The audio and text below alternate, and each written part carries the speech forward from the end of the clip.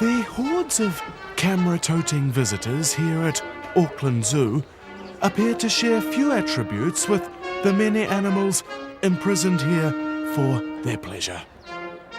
And yet there is something that all species exhibit, including our own, one way or another.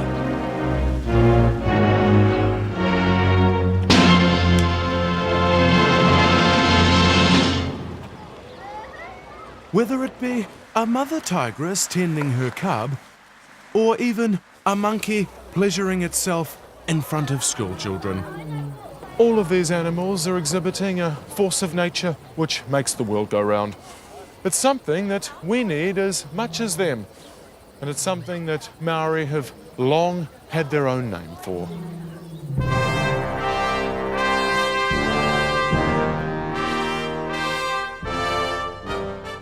They say love is blind, which may well explain the success of shows like this one. Player number 2.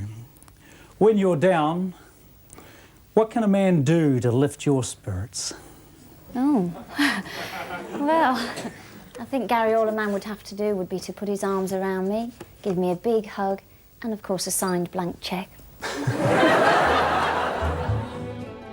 Blind Date was state television's first and only attempt at socially engineering romance.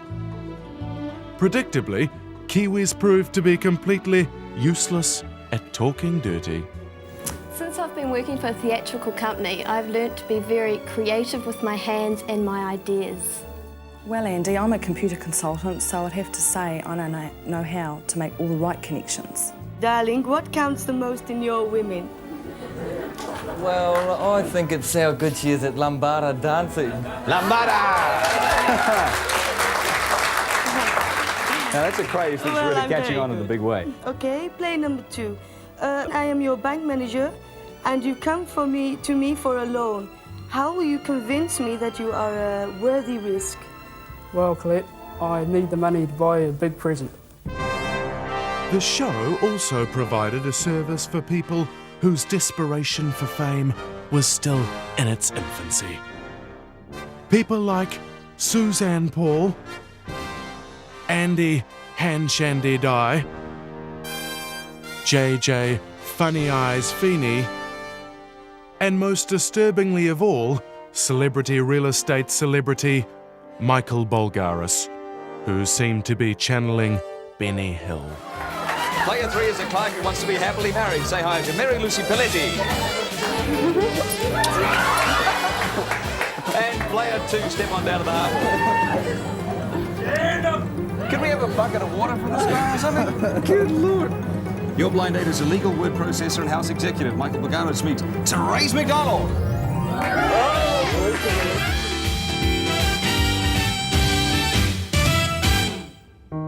While fake TV romance may be fleeting, true love often has an iron will.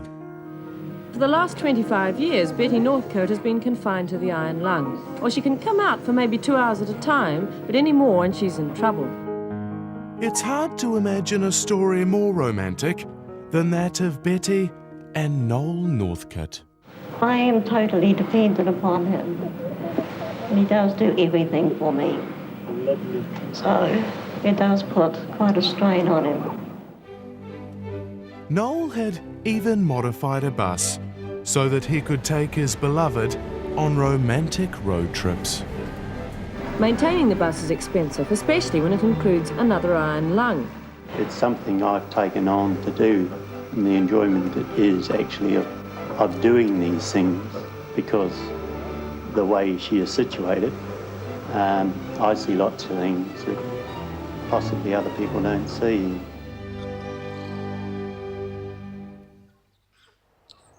Aroha is all around us. But while we all seek a partner in life, for many New Zealanders, their constant companion is not necessarily another human being.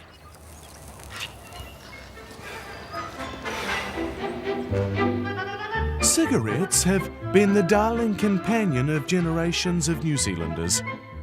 We took our loved ones for a stroll, had them close at hand while playing competitive sports and took them out with us on romantic candlelit dinners. Our lips have licked and sucked on countless fingers of tobacco. It's an intimate kind of love, sensual and illicit. But authorities have long called for divorce. There were smoke-free weeks in the workplace. Some were fans. Absolutely brilliant. For the first time in many, many, many months. We've had a nice clean environment, beautiful day outside, lovely day inside. Others were worried. I wouldn't like it to last longer than a week. The weapon of choice to separate New Zealanders from cigarettes has been statistics. Over a quarter of all Kiwis over the age of 15 are smokers. The biggest headache is young women. Over a third of them smoke outside the workplace and in. But early attempts at scaremongering were half-hearted. Research into the effects of tobacco smoke on the non-smoker is very much in its infancy, but what it boils down to is this. The researchers divide smoke from a cigarette up into two categories. There's that smoke, they call it mainstream smoke.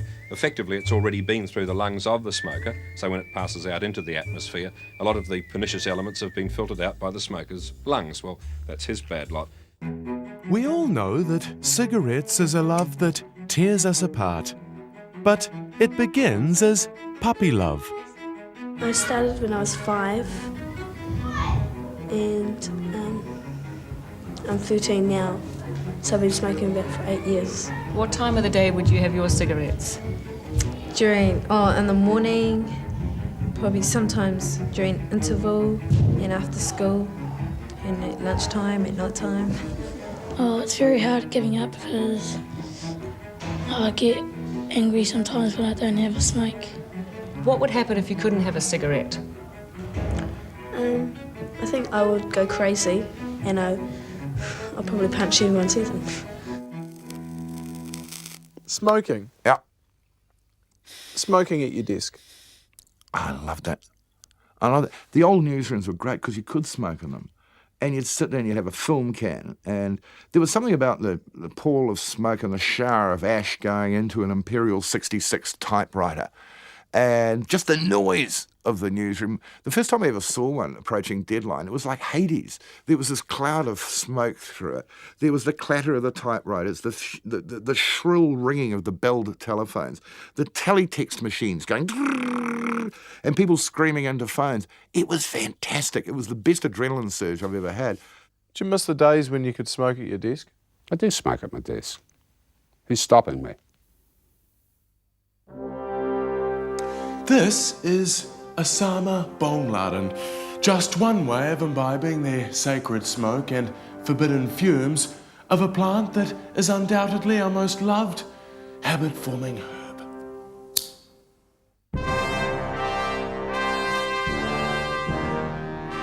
In 1978, Dr. David Marks pulled off legally what hundreds of thousands have since done illegally. He experimented with marijuana.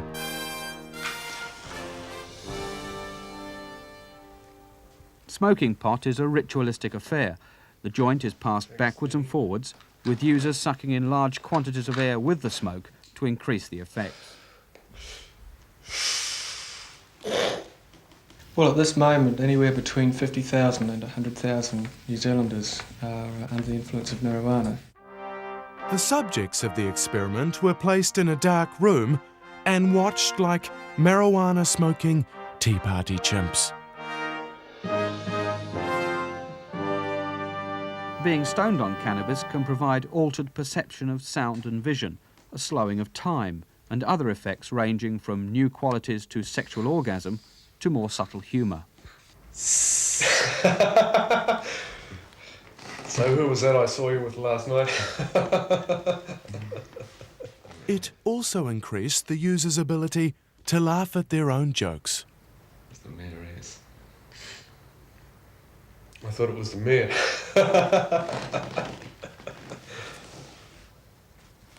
It's about time he went out like a light. I don't think he's as stoned as we are either.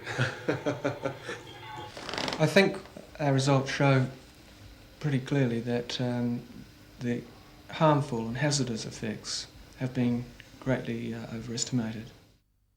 Unlike academics, sporting administrators would have us believe that sports people have a lesser predilection to the vices of human nature than the rest of us. History, however, tells another story. Matthew Hart, Dion Nash and Stephen Fleming are suspended for 3 matches. That means they'll miss all the one-dayers against the West Indies. For one brief, beautiful moment in the mid-90s, cricket in New Zealand was exciting, daring and sexy, albeit totally unintentionally. It was here at the Zomalast guest house in Paarl near Cape Town where officials say the players admitted smoking cannabis at a team barbecue 3 days before Christmas. Many were said to have partaken, but only Dion Nash, Stephen Fleming and Matthew Hart had the courage to own up. There was definitely a couple of days there where I didn't walk down the street, a couple of days in bush, but I mean that's to be expected, isn't it, in situations like this. If nothing else, the incident begat our best banner banter in an otherwise banal sporting back catalogue.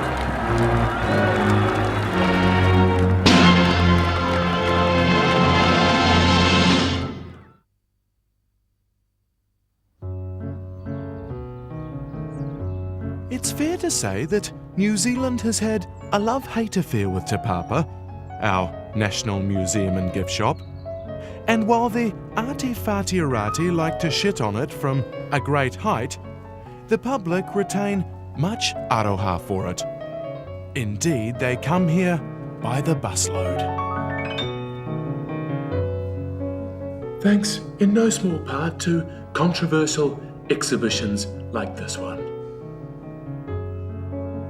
These plaster casts of famous phalluses may have shocked some, but already the Te Penis exhibition has drawn more visitors than Picasso, Monet and Colin McCann combined.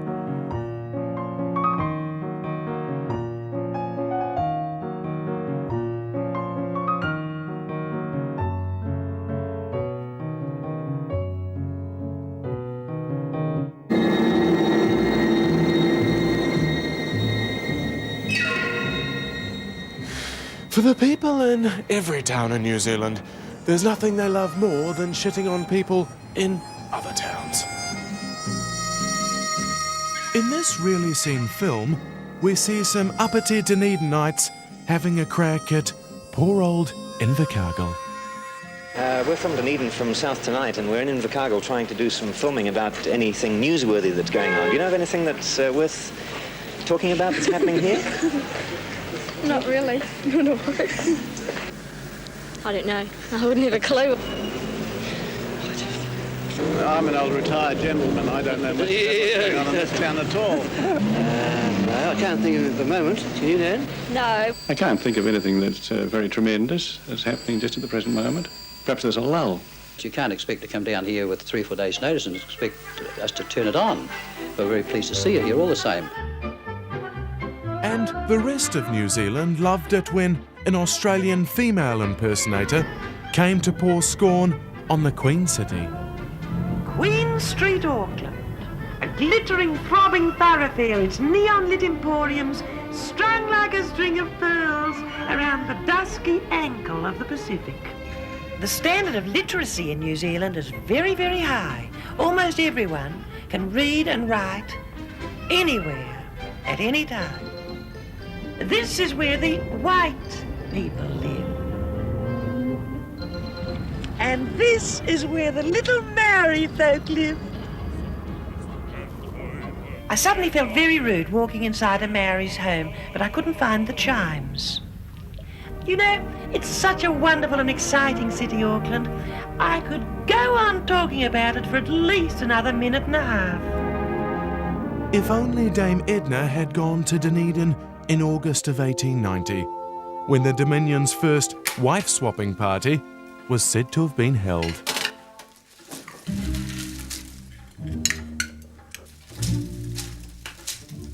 Are we finished, madam? Yes.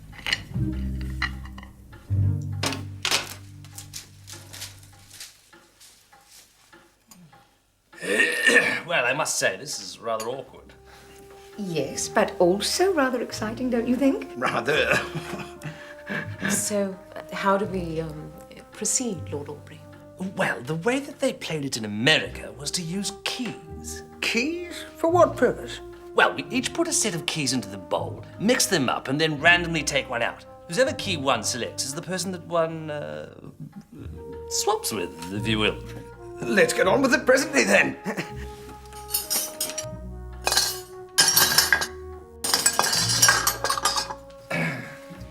Shall I go first? Why not?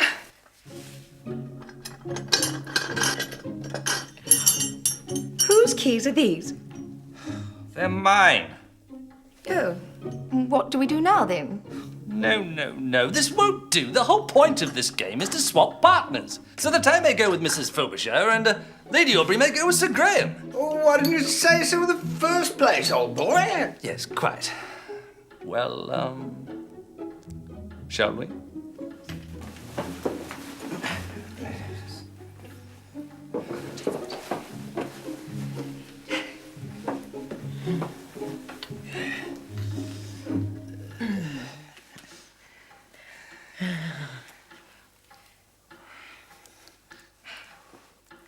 Well, shall we do it again? Why not?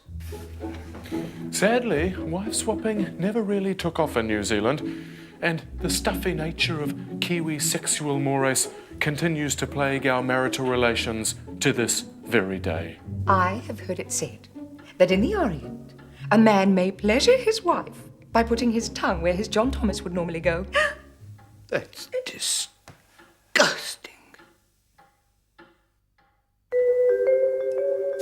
There's no doubt that Aroha is in the eye of the beholder.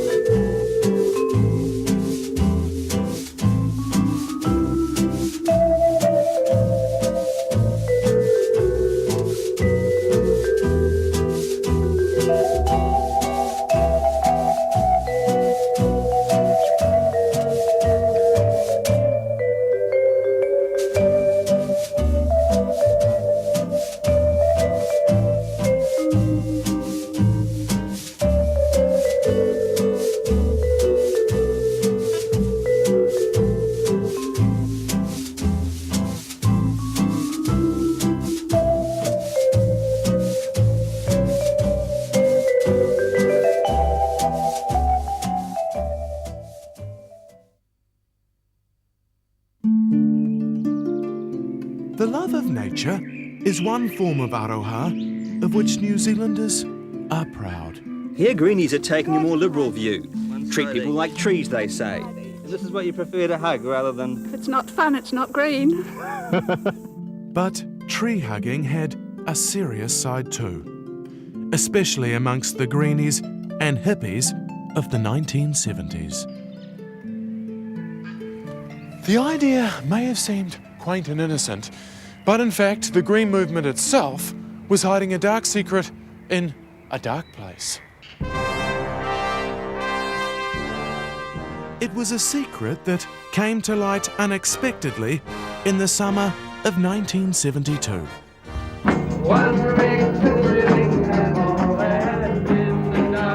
Hippies, the harmless champions of the environmental movement. Their detractors like to pigeonhole them as idealist, tree-hugging peaceniks. But in Auckland's inner city domain, the tree-hugging has taken on a sinister bent. The Current Affairs show gallery had unearthed a rotting scandal that struck at the very heart of New Zealand's cherished clean, green image. The broken foliage of our native trees. No, this is not the result of recent bad weather.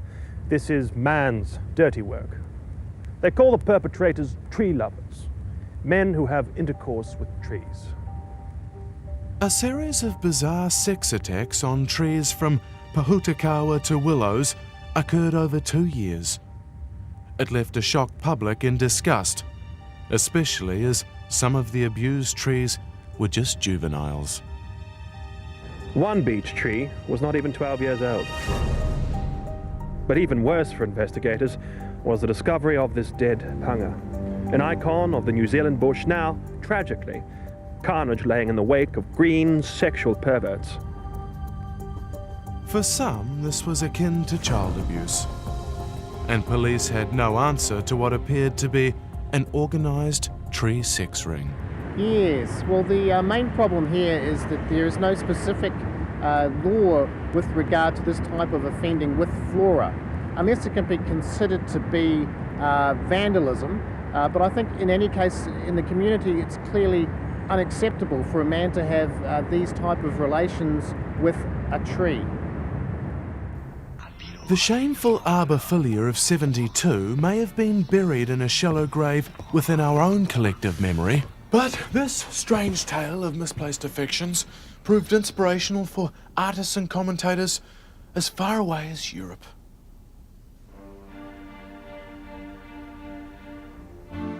The events were even reimagined in the French erotic classic Coucher avec les arbres, or Sleeping with the Trees, the story of a woman whose dead lover is reincarnated as a poplar. La nuit dernière, je suis retournée à lui de nouveau.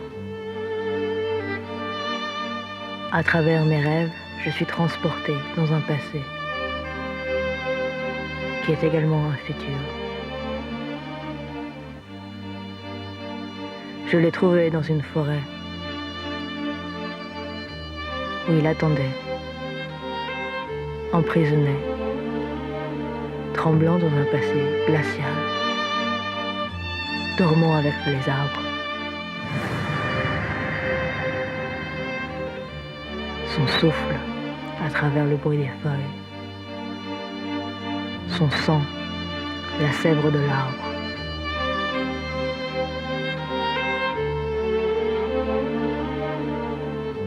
Ses os, des branches cassées, des branches cassées, des branches cassées.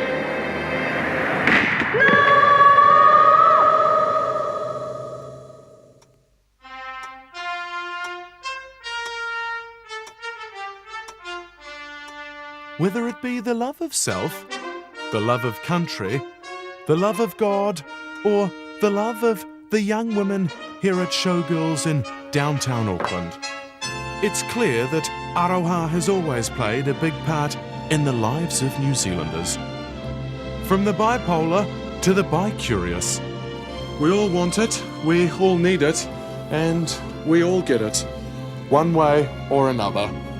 In this, our Aotearoa, land of Aroha.